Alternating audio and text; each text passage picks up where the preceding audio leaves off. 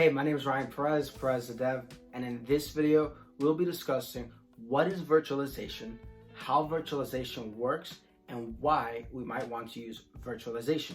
So by the end of this video, you have a solid foundational understanding on virtualization. Starting off with what is virtualization? Virtualization is the process of creating a software version of something. So we go ahead and virtualize different technology. We utilize something called the hypervisor. So a hypervisor is just software. It's software that runs on top of a physical server or our host that then allocates different resources from the physical server to the different virtual environments for the given hardware. So again, our hypervisor is just software that runs on top of our actual physical server. We have two different types of hypervisors. We have our Type 1 hypervisor, which with our Type 1 hypervisor, it's also known as a bare metal hypervisor. And then we have our Type 2 hypervisor. Our Type 2 hypervisor is known as a hosted hypervisor.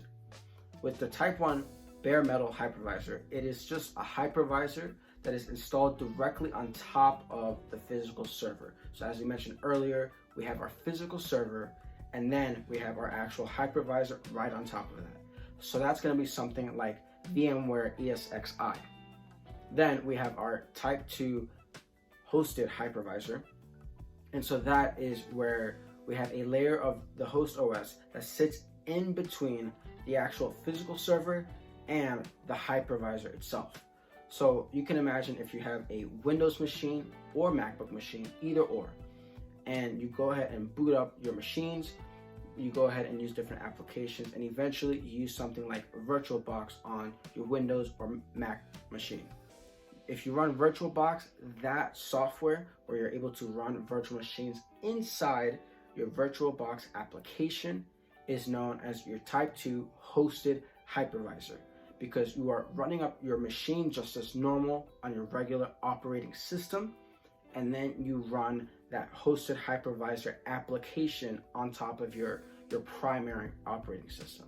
So those are our two different types of hypervisors, Type 1 and Type 2 hypervisors. Now we also have our virtual machines. So a virtual machine is just a software-based computer.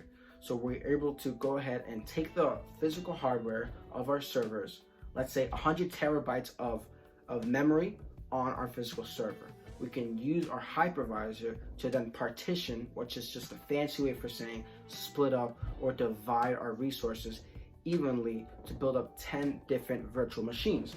Because if we have 100 terabytes of data, right, and we divide that by 10, that gives us 10 virtual machines. And remember, virtual machines are just software-based computers.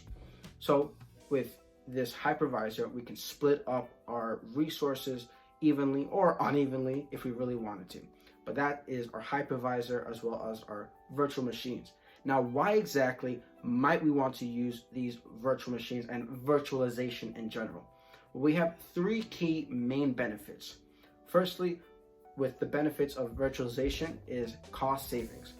Then we also have agility and speed, as well as decreased downtime.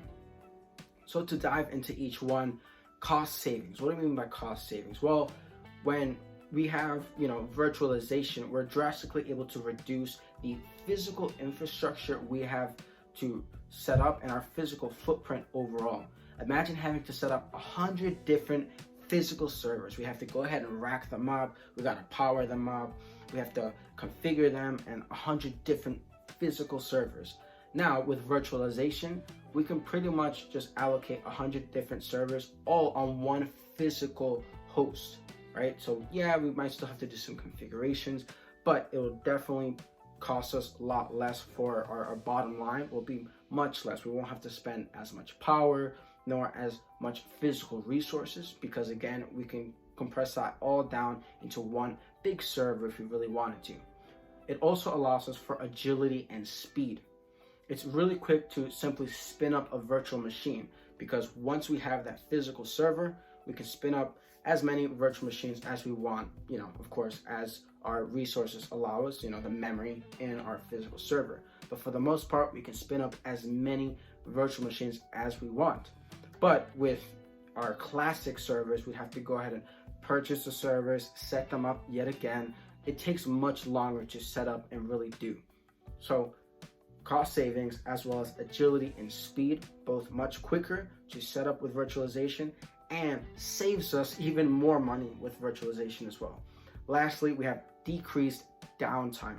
With decreased downtime, if one of our physical servers ends up going down for whatever reason, you can migrate your virtual machines that are on top of your hypervisor to another one. So if your server ends up going down for whatever reason, you can take those virtual machines that are isolated and just move them over to another server. So that allows us for decreased downtime, because the quicker we can go ahead and move those virtual machines from a server that's not working to a server that works, well, that's less downtime, right? So again, with the virtualization, the benefits of virtualization, virtual machines, hypervisors, is that it increases our cost savings. We are able to have much faster agility and speed, and it also decreases our downtime. So those are some benefits of why we might want to use virtualization overall. So we've discussed what exactly is virtualization, how virtualization works, and why we might want to use it.